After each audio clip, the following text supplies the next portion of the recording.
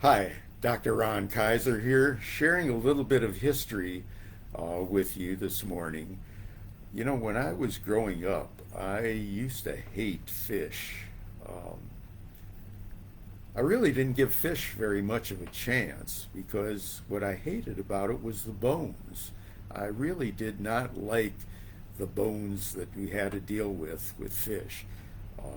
Could deal with it with meat because the bones tended to be bigger, but fish, that was a real issue.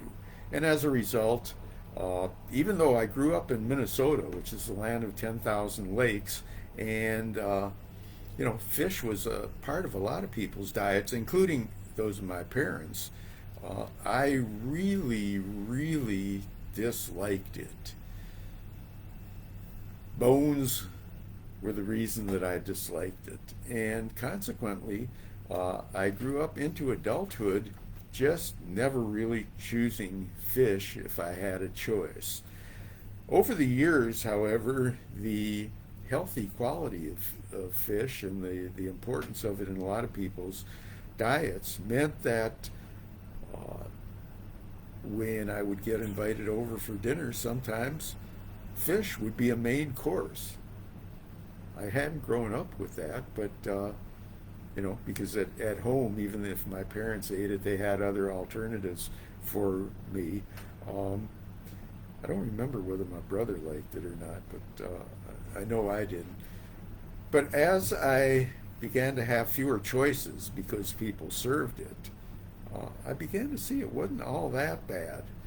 I think there's also been some changes in the technology, and there are more people who are ordering fillet of types of fish, so you don't have to deal with the bones as much. It was quite a surprise to me that actually restaurants started to be built around fish, seafood, and so on. Some of the more expensive restaurants and major restaurants in Philadelphia, where I live now, and other places, tend to have fish as the main part of the menu. And over time, I learned to order filet of fish, not just at McDonald's, but real sit down restaurants, various types of fish fillets, not having to deal with the bones, and eventually learning that it could be really good. And on visits back to Minnesota, I found that I had really, for a big chunk of my life, ignored one of the real delights in the world.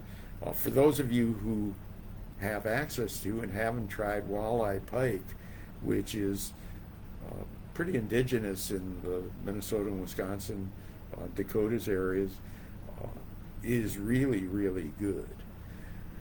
So now, on a regular basis at home, my wife and I enjoy fish at least 3 times a week. And I think it probably contributes a big part to a healthy person's diet if they don't have dietary restrictions in regard to that. And I know that some people can have very healthy vegan diets and other kinds of things, but it really works for us. Having said that, this is not a video about fish, hard as it may be to believe. What I really want people to be aware of is that for many people, the distractions, such as the bones in the fish, uh, limit our enjoyment of the main event. So, for example, people can have a whole evening ruined, even though they're in a good restaurant, good food, have great people that they're interacting with, but they can have the evening ruined because they had to wait 15 minutes for the table.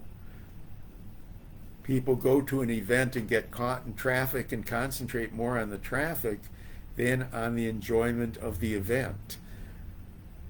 And really, one of the reasons that the traffic may exist is because so many other people want to enjoy the event.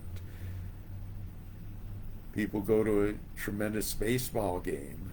I remember going a couple of years ago where there was a rain delay, and it still was a terrific game with a good result.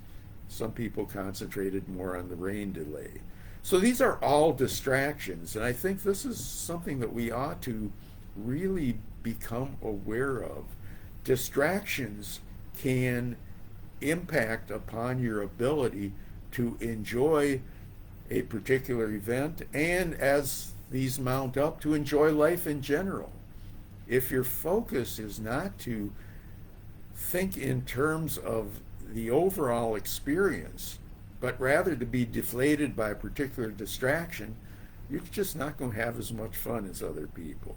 So in my advice to you, and what I'd encourage you to do, is when you get one of these things, whether you are talking about a bone in a piece of fish, whether you are talking about a rain delay at a game, whether you're talking about having to wait for somebody who you don't really want to wait for, sometimes the overall experience will justify the fact that you've got this distraction, this inconvenience, but it shouldn't be something that stops you from enjoying life.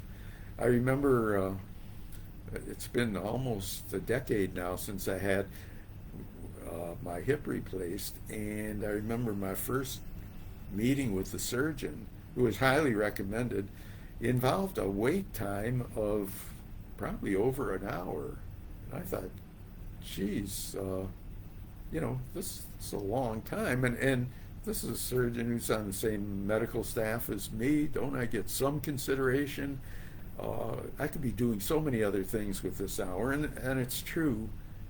But the end result of all this was that I got a tremendous result from surgery by picking the right surgeon, and really continue to feel really good about his work. So the total experience is what should be evaluated.